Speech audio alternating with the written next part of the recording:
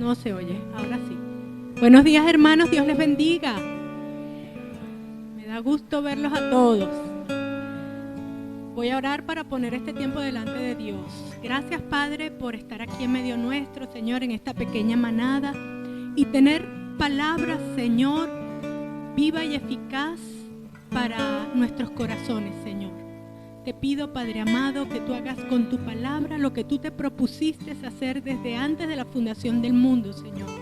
Bendícenos, Padre, bendíceme a mí, Señor. Dependo completamente de ti, Padre. Yo lo sé, tú lo sabes, Señor. Así que ayúdame. En el nombre de Jesús. Amén. Bien. He venido predicando como una especie de serie en donde comencé a hablar sobre el espíritu o la conducta que tenían los creyentes antes de tener el bautismo del Espíritu Santo, resaltando la unanimidad.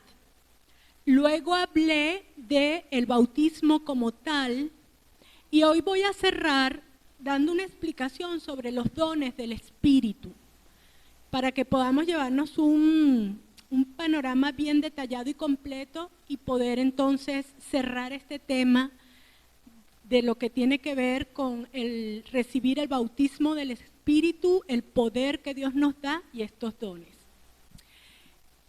El versículo con el que quiero abrir está en 1 Corintios 12:1 y dice: no quiero, hermanos, que ignoréis acerca de los dones espirituales. Si Pablo o el Señor a través de Pablo consideró que era importante que nosotros conociésemos los dones, es un hecho que entonces debemos poner atención sobre esto y entender a qué se está refiriendo. Y la iglesia de Corintios fue una iglesia que manifestó muchos dones. Al principio de la carta Pablo dice: doy gracias a Dios que ustedes están tan llenos de dones, porque era una iglesia muy activa en este tipo de cosas. Y conocemos iglesias así, donde se derrama mucho el uso de los dones. Y es un derecho y un privilegio que tenemos todos los creyentes. Entonces, ya que es importante saber, quiero desarrollar el tema. Esta explicación de los dones, Pablo la desarrolló entre el capítulo 12, 13 y 14 y lo enmarcó en una información muy importante que quiero destacar. Lo primero que él hace antes de hacer un listado de los dones es explicar que el Señor trabaja con armonía, propósito, orden, que el Dios Trino está unánime en lo que Él quiere hacer a través de la entrega de estos dones. Y por eso es que Él comienza en el capítulo 12 diciendo: ahora bien, hay diversidad de dones, pero un mismo Espíritu, hay diversidad de maneras de servir, pero un mismo Señor, hay diversidad de funciones, pero es un mismo Dios el que hace todas las cosas en todo. O sea, Dios tiene un sentido, una armonía y un propósito en lo que quiere hacer con cada uno de nosotros. Por eso, cuando Dios te da un don, te llama a un ministerio en donde es natural desarrollar ese don y en donde las actividades que tú vas a realizar también están fusionadas y alineadas con eso a lo cual Dios te está llamando.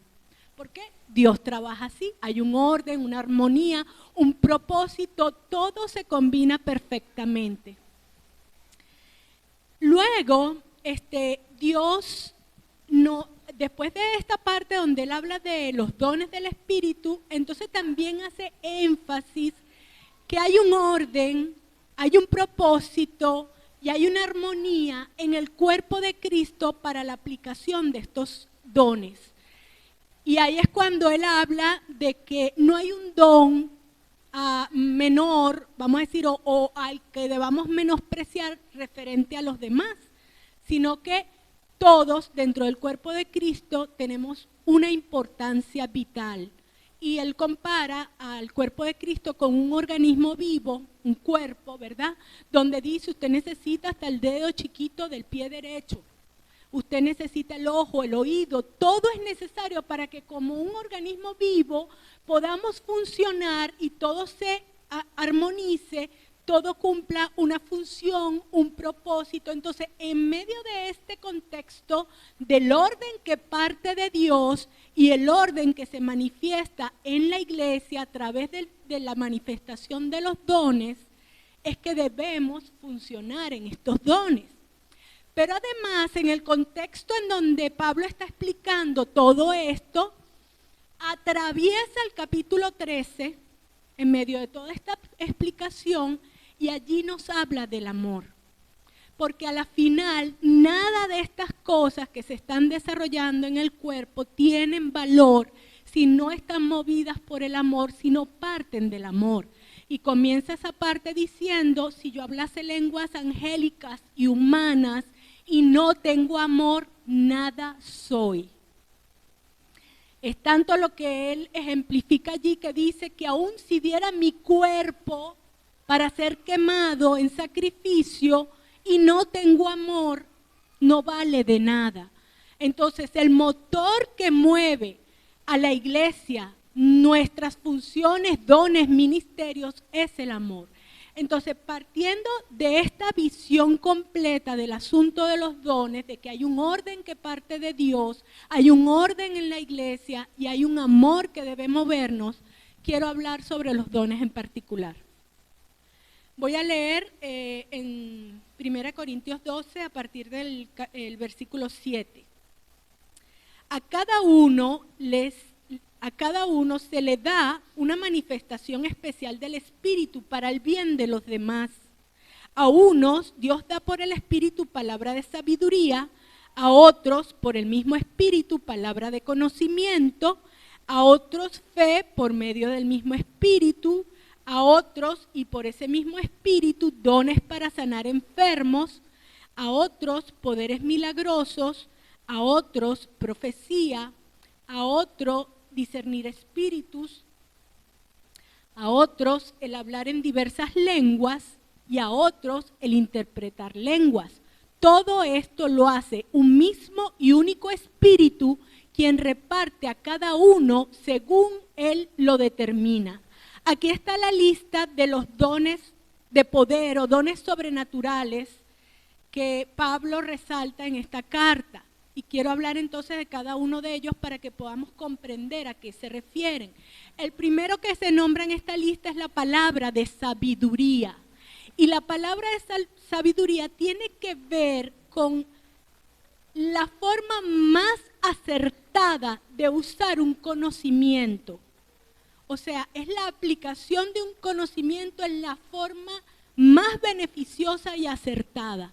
Por eso, la palabra dice que el principio de la sabiduría es el temor a Dios. Porque en el momento que usted tiene un conocimiento de Dios, lo más sensato y lógico que usted puede hacer es empezar a temer a ese Dios tan espectacular, tan superpoderoso, todopoderoso, ese Dios que lo creó a usted y que tiene el control del universo. Entonces, el conocimiento te lleva a aplicar una sabiduría haciendo uso de ese conocimiento en forma acertada. Esto es un don, aunque hay sabiduría popular y todas estas cosas en muchas personas. Cuando se refiere a un don del Espíritu Santo, es una sabiduría que está más allá de lo natural. Un poco como le sucedió a Salomón, que fue tan sabio que su fama se reconoció a lo largo de todo el mundo y la gente venía para escuchar cosas que él tenía que decir y problemas que él resolvía, enigmas que le daban para que entonces esa sabiduría se manifestara. Este es un don muy importante y es un don que sobre todo el liderazgo de una iglesia debe tener, porque los que toman decisiones, por supuesto, requieren sabiduría. Luego está la palabra de ciencia, y esto es una revelación o conocimiento que no viene de tus capacidades naturales. Es que Dios te dé un conocimiento que esté más allá de tu posibilidad de obtenerlo normalmente, una revelación. Quizás ante una situación, Dios te revela realmente la raíz y la causa de un problema, de una forma que simplemente el Espíritu la evocó dentro de ti. Y entonces con esa revelación sobrenatural y la aplicación del Espíritu de sabiduría, tú vas a saber qué hacer en tal caso. Entonces son dones que trabajan bastante en conjunto, la sabiduría y el conocimiento. Pero definitivamente una palabra de ciencia o el don de conocimiento viene de Dios hacia nosotros y no es algo que viene de nuestra mente natural. Luego habla de la fe. Y la fe, la fe en general es un don. O sea, la fe es un don de Dios. Hasta la pequeñísima fe que usted generó para creer en Jesucristo, usted la recibió. La palabra dice que a todos nos fue dado una medida de fe. Y en Efesios 2, 8 dice, por gracia sois salvos por medio de la fe. Esto no es de ustedes, es un don de Dios. Es decir, que la fe por la que fuimos salvados, Dios la entregó, ¿verdad? Mas, sin embargo, la fe también está listada dentro de el fruto del Espíritu. Es un fruto del Espíritu porque usted recibe una medida de fe, pero usted es responsable de que esa fe crezca y se desarrolle. Y por eso es un fruto. Pero en momentos particulares donde necesitamos una convicción y certeza sobrenatural, porque Dios quizás nos está retando a hacer algo supremamente alocado, vamos a decirlo así, algo que está más allá de lo que una persona con sentido común podría hacer, entonces esa fe sobrenatural aparece, se potencia y nosotros podemos lograr cosas extraordinarias. Porque a veces algunas personas a lo largo de nuestra historia de la iglesia han hecho cosas las más locas y realmente han sido movidos por ese don de fe que los impulsó para hacer las cosas que Dios se propuso hacer a través de nosotros. Entonces, la fe desde el inicio, desde que usted se convierte hasta que llegue a realizar una cosa que Dios lo reta a hacer, siempre ha sido un don de Dios. Pero de parte nuestra está y hacerlo crecer como fruto. Qué importante es la fe que tiene estas dos características, don y fruto. Es muy importante la fe porque es lo que nos acerca a Dios. Luego están los dones de sanidades y lo dice en plural. Y por supuesto que hay multiplicidad de enfermedades, pero inclusive hay enfermedades que no las asociamos tanto a la parte física, sino a la parte hasta mental. Y Dios da sanidad para cada circunstancia del ser humano. Donde hay una enfermedad física, donde hay una enfermedad mental, la diversidad de enfermedades, porque hay que ver la cantidad de enfermedades que hay, se manifiestan los dones de sanidades. Cualquier enfermedad puede ser sanada por Dios a través de una persona a la cual le ha dado este don. ¿Ok? Luego está el hacer milagros. Hacer milagros no es, simplemente tiene que ver con que algo suceda rompiendo leyes naturales.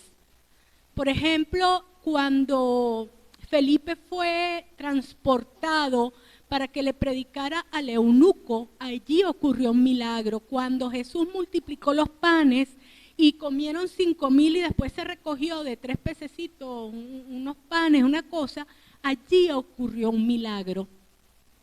Dios también puede en un momento determinado derramar sobre una persona un don para hacer alguna cosa que rompa con las leyes naturales, leyes de física, leyes de química, convertir agua en vino, por ejemplo. Eso es el don de hacer milagros. Luego tenemos el don de profecía. Y el don de profecía simplemente tiene que ver con hablar de parte de Dios. Pero tiene como dos vertientes este don. Hay una parte que tiene que ver con revelación sobrenatural. Y aquí, por ejemplo, podemos ver el ejemplo de Ágabo cuando hizo hasta un acto simbólico con Pablo y le dijo: así atarán al hombre de cuyo cinto tengo en las manos, y le amarró, le quitó el cinto, lo amarró y le dijo: así lo llevarán cuando entre a Jerusalén. Y entonces estaba anunciándole a Pablo un conocimiento, una revelación que no estaba naturalmente en el conocimiento de nadie. Entonces, gracias. Entonces, aquí podríamos hablar de don profético en cuanto a este tipo de revelaciones sobrenaturales. Pero también sabemos que personas que tienen esa unción, llamado especial para comunicar la palabra, para enseñar a otros, para conocer con profundidad la palabra y poderla transmitir, esa persona también está ejerciendo el don profético porque está hablando o comunicando la palabra de Dios. Es una palabra que se comunica para convencer de pecado, justicia y juicio. Una palabra que se comunica para edificar, exhortar y consolar. Y sabemos que no todos quizás puedan pararse frente a una congregación y tener esa capacidad de transmitir un mensaje y que logre todos estos cometidos. Entonces, la persona que Dios lo capacita con este don, le da un llamado para ser predicador, para ser maestro, para enseñar la palabra de Dios. Luego viene el discernimiento de espíritus, y es la capacidad de distinguir qué tipo de espíritu se está presentando, moviendo, qué situación está más allá de mis ojos naturales. Por ejemplo, cuando se manifiesta en una persona un demonio, ¿qué tipo de demonio puede ser este? O cuando hay una persona que está tratando de embaucarme, engañarme, que yo pueda discernir que detrás de esa persona se mueve un espíritu de engaño, una cosa que no proviene de Dios, que si yo oigo hablar a alguien en lenguas, yo puedo distinguir si esas lenguas son de Dios o son de demonios. Porque las lenguas son también angélicas y los demonios son ángeles caídos, y ellos a través de las personas de las cuales tienen algún tipo de posesión pueden llegar a manifestar el hablar. Entonces, el don de discernimiento me hace saber frente a qué estoy y distinguir, y entonces saber qué hacer, cómo operar en toda esta situación. En 1 Corintios 13:1, que se los nombré antes, dice que hay lenguas angélicas y humanas. Solo humanas hay aproximadamente 7,000, para los que hacen un conteo más conservador, pero hay gente que piensa que entre tantas variaciones de los dialectos y este tipo de comunicación humana hay muchos más. Pero la Biblia no dice cuántas lenguas angélicas puede haber, no lo sabemos, ahí no lo dice, simplemente dice angélicas y humanas. Pero nosotros los seres humanos tenemos 7,000 lenguas. Posiblemente ellos no tengan sino una sola, porque a la final la confusión de las lenguas o el que el ser humano hable tantas lenguas viene de cuando se estaba construyendo la Torre de Babel, que Dios necesitaba que la gente desistiera de hacer eso y entonces confundió el lenguaje humano para que se dispersaran por toda la faz de la tierra. Entonces, sabemos de este lado cómo es la cosa, de allá siempre hay un poquito más de misterio, pero bueno. Y por último está la interpretación de estas lenguas. Interpretar no tiene que ver con una traducción, así como quien dice paso por paso, palabra por palabra. La interpretación tiene que ver más con el sentido general de lo que Dios se está comunicando a través de la lengua, de esa lengua. Por eso, cuando escribió el dedo de Dios en la pared de Belsasar, del rey babilónico, fueron 4 palabras y la interpretación fue mucho más larga. No hubo una traducción palabra por palabra. Entonces también en la parte de el don de interpretación, probablemente no se cumpla esa regla de que más o menos va a tener la misma duración, sino que va a comunicar el mismo sentido o la información que Dios quiere comunicar. ¿Me explico con esto? ¿Sí? Ok. Entonces podemos ver que hay 8 dones que trabajan para la edificación de la iglesia y un don que trabaja para la edificación personal. El don que trabaja para la edificación personal es el don de lenguas sin interpretación, porque cuando la lengua se interpreta, podríamos decir que se convierte en profecía, porque ya es palabra de Dios que está siendo revelada. Entonces el don de lengua, cuando lo uso solamente yo, si tengo ese don, ¿verdad? Lo que está haciendo este don es edificarme a mí. Voy a hablar de esto, bueno, lo voy a hablar ya, lo tenía para lo último, pero voy a explicar a qué se refiere el don de lenguas, para luego explicar ciertas normas, porque Pablo dio como instrucciones de cómo funcionar en estos dones, de manera de que pudiera ser efectivo, pero particularmente en los dones verbales, porque allí es donde el ser humano requiere las normas del buen hablante y del buen oyente. Aún en las cosas de Dios se requiere que haya normas para la buena comunicación. Pero en cuanto al don de lenguas, 1 Corintios 14:2 dice: pues si alguien tiene la capacidad de hablar en lenguas, le hablará solamente a Dios, dado que la gente no podrá entenderle. Hablará por el poder del Espíritu. ¿Qué está sucediendo cuando yo hablo en lenguas? El Espíritu Santo está orando, está hablando directamente con Dios. Y sabemos que la oración que proceda del Espíritu Santo seguro que es atinada, perfecta, y la que yo necesito según las circunstancias que yo tenga. Yo recuerdo cuando mi mamá enfermó de cáncer, yo estuve por bastantes semanas que la única frase que yo le decía a Dios era: Señor, haz tu voluntad.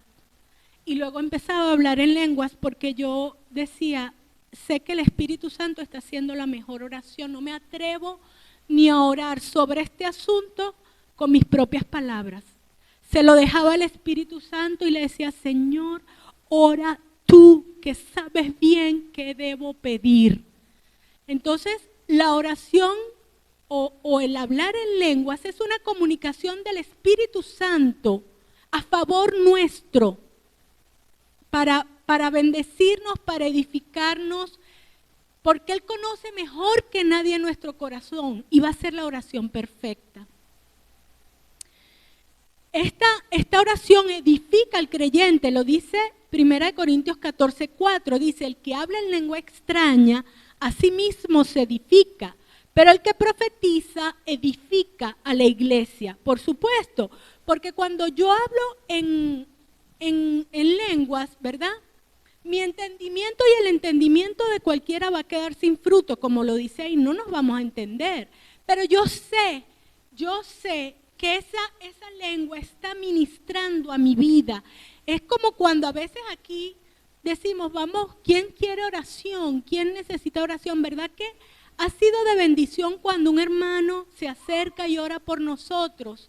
Y Dios también guía esa oración dada a través de un hermano y uno ora para bendecir a esa persona y de repente la carga que tienes en tu interior se va o encuentras como esa paz que estás buscando. Cuando estamos orando en lengua, esto también ocurre, el Espíritu Santo está orando por nosotros. Ahora, en en esta carta, en estos 3 capítulos que se concentra la explicación de los dones, y yo los insto a que lean Corintios 12, Corintios 13 y Corintios 14, que está todo lo que yo estoy hablando aquí, ¿verdad? Pablo norma, como dije, los dones de expresión verbal, es decir, el don de profecía, el don de lenguas y el don de interpretación de lenguas.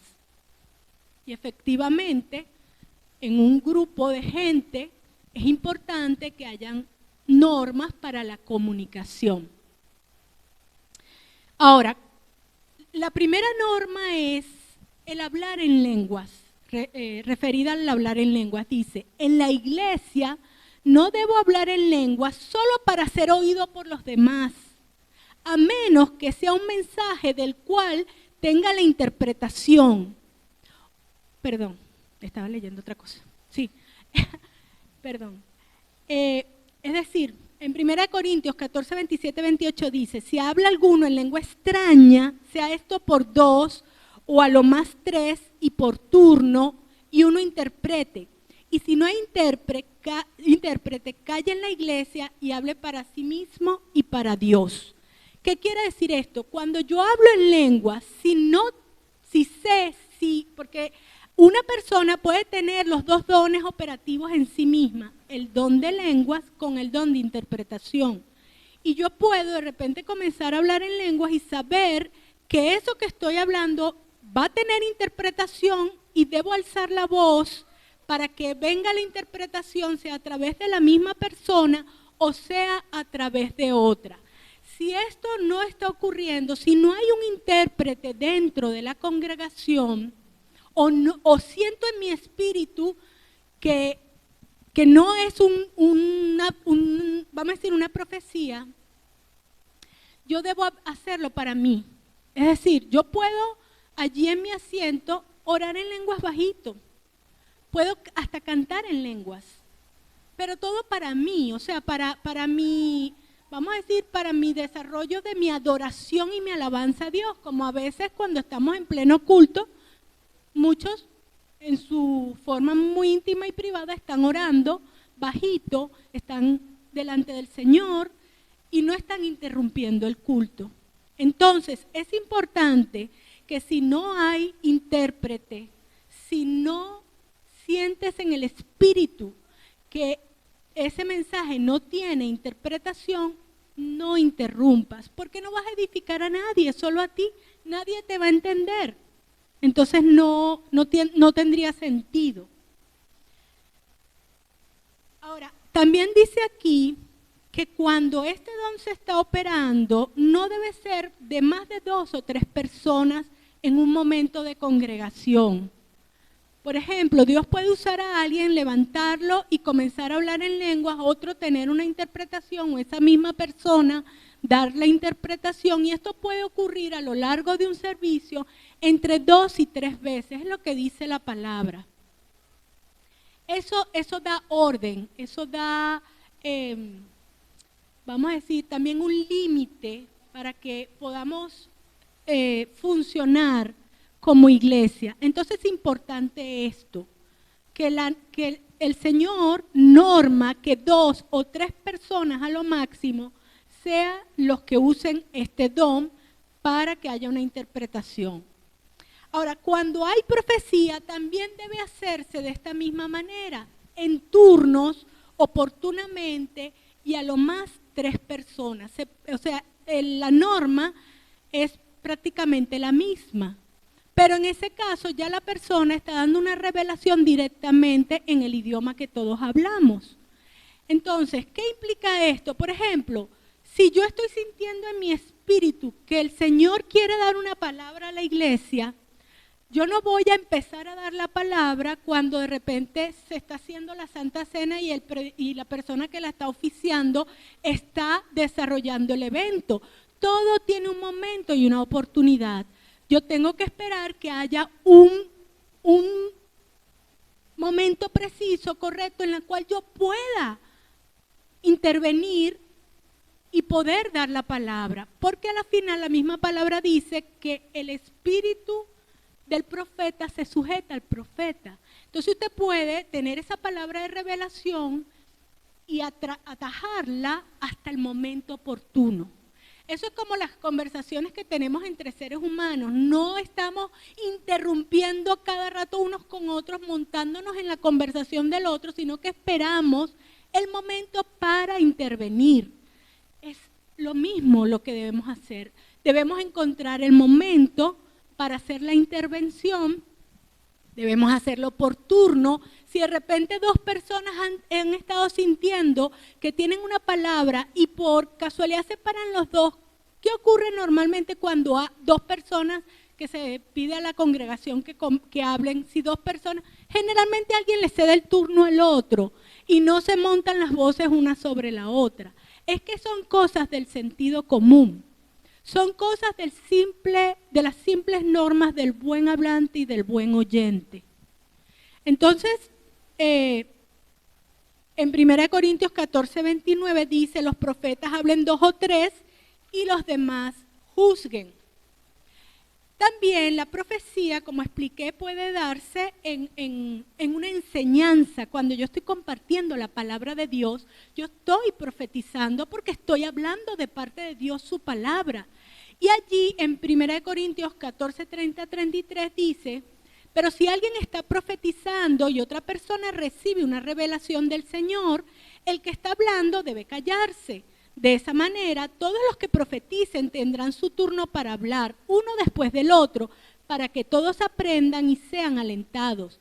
Recuerden que la gente que profetiza está en control de su espíritu y pueden turnarse con otros, pues Dios no es Dios de desorden, sino de paz, como en todas las reuniones del pueblo santo de Dios.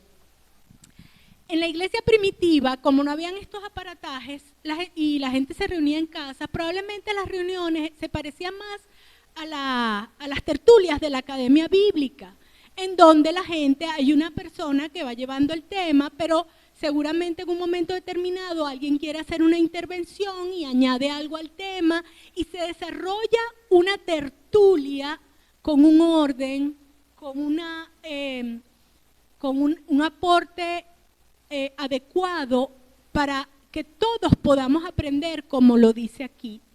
Claro, como ahora tenemos también esta forma de que alguien se para enseñar a la iglesia, esta forma tiende más a que las personas permanezcan callados y el que lleva la voz cantante sea el que dé la enseñanza. Y quizás no se va a dar tanto esto de que si alguien recibe una revelación, déle oportunidad para que hable y se vuelva algo como participativo. Sin embargo, a veces nosotros hemos tenido aquí cultos en donde se ha propiciado que los que están al frente puedan intervenir, hablar, todo se hace por turnos, todo se hace en forma ordenada. Y a veces uno está aquí y alguien dice una cosa por allí porque es que se le brota y el que está predicando tiene que decir así es, hermano. Y hay una armonía en nuestra forma de desarrollar el culto, de darle oportunidad al Espíritu para hablar, de respetarnos los unos a los otros en lo que estamos hablando, sea porque lo estoy hablando desde mi entendimiento natural, o sea porque Dios está usándome para hablar una palabra revelada, profética, que está más allá de mi conocimiento o de mi entendimiento. Pero todo tiene que ser normado con un orden de buen hablante y de buen oyente. La palabra también dice que la congregación debe juzgar la profecía. Dice, y ya lo leí el versículo, pero lo voy a volver a leer. Asimismo, los profetas hablen 2 o 3 y los demás juzguen. Es decir, que ustedes están en su derecho y en su deber de que toda persona que se pare aquí a enseñar o en cualquier clase o en cualquier célula o en cualquier forma que se esté hablando la palabra de Dios, o sea porque se paró alguien con una revelación profética a dar una palabra, ¿verdad? Eso debemos juzgarlo. Es importante que nosotros comparemos lo que se dice con la palabra de Dios, le pidamos, inclusive los que tienen discernimiento de espíritu, podrán hasta discernir, hay algo aquí que no me cuadra, no me parece que me están enseñando la verdad. todos esos dones pues deben operar. Pero es importante que nosotros juzguemos. Entonces, ¿de quién es la responsabilidad? De nosotros en juzgar. ¿Por qué? Porque la verdad es que nuestras emociones pueden interferir muchas veces en verdaderamente dar una palabra que venga del Espíritu. Voy a contar un caso particular, por ejemplo. Yo estaba con una persona y esa persona supo que yo no tenía hijos y en ese momento oró por mí y aparentemente me dio una palabra profética que Dios me iba a dar hijos. Pero estoy segura que más era su deseo de ver que yo fructificara con hijos que eso viniera de Dios. Entonces, yo no puedo asumir que toda persona que se me acerca y me da una palabra me está hablando realmente por el Espíritu Santo. Por eso es que depende de mí juzgar la profecía. El que la recibe es el que juzga esa profecía. Y uno tiene que pedir confirmación. Es más, yo diría que casi el 95%, por ser conservador, de las veces, Dios primero te va a hablar a ti lo que te va a confirmar por una palabra profética. Y aún recibiendo una palabra profética, necesitas nuevamente juzgar esa palabra profética y confirmarla. Sé de una persona que una persona también se le acercó y le dijo que debía casarse con fulanita de tal o fulanito de tal, y se casó de una y aquello fue un desastre. Sobre todo en eso Dios te lo va a decir primero a ti. Y luego en todo caso te dirá, esto es de Dios, sí, avanza. Porque siempre le preguntamos a Dios si estamos tomando una decisión correcta. A mí me dijo que era contigo y que lo hiciera.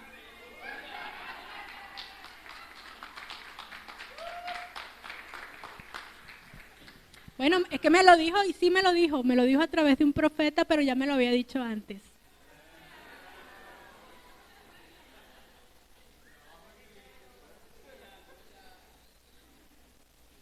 Ahora bien, si nosotros empezamos a movernos aquí en los dones, ¿verdad? Estamos entendiendo que hay un margen de error en el uso de las cosas. De repente puedo emocionarme y decir una palabra que quizás no sea realmente del Espíritu, sino de mis deseos y de mis emociones. ¿Vamos a crucificar a la persona que cometió este error? No, no lo vamos a hacer porque somos seres imperfectos que estamos aprendiendo a ser guiados por el Espíritu, a movernos en el Espíritu. Y si una persona se para pensando que tiene una palabra de lenguas con interpretación y nadie interpreta, vamos a crucificar a esa persona porque te adelantaste y levantaste la voz cuando no había interpretación. No, estamos aprendiendo, aprendiendo a operar en los dones y debemos permitir que esas cosas se vayan madurando en nosotros. A veces también puede ser que una persona está recibiendo interpretación y también está madurando en ese don y tiene temor de hablar lo que ya recibió. Y la palabra de lenguas queda sin interpretación, pero no porque no la hubo, sino porque la persona tuvo temor y no se levantó. Eso lo he visto. ¿La vamos a crucificar porque tuvo temor y no se levantó? No. Vamos a alentarnos los unos a los otros a operar en los dones y a tratarnos con el amor que se requiere para que estas cosas se produzcan, con el respeto ante el otro, del que está hablando, dejarlo hablar, el que se equivocó, dejarlo equivocarse, pero el punto es que podamos dejar que Dios haga. Ahora, hay otro punto importante también en Primera de Tesalonicenses 5:20 que dice, no menospreciéis la profecía, examinadlo todo, retened lo bueno. Se parece un poco al anterior que dice, juzguen, pero aquí añade, no menospreciéis. O sea que también está mal cuando desdeñamos, menospreciamos que pueda haber una palabra profética. No la menosprecies. Tienes que apreciar que tu hermano está funcionando en ese don, que Dios lo está haciendo. Juzga la profecía. Si viene de Dios y lo has confirmado, tómalo. Si no, sigue para adelante. No hay problema.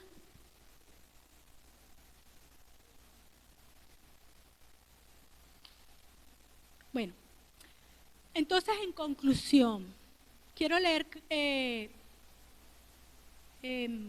Corintios 14:1. Dice, seguid el amor y procurad los dones espirituales, pero sobre todo que profeticéis. Seguid el amor. Ven que si el amor rige nuestra conducta como iglesia y nuestra manera de hablar y de comunicarnos, vamos a hacerlo bien.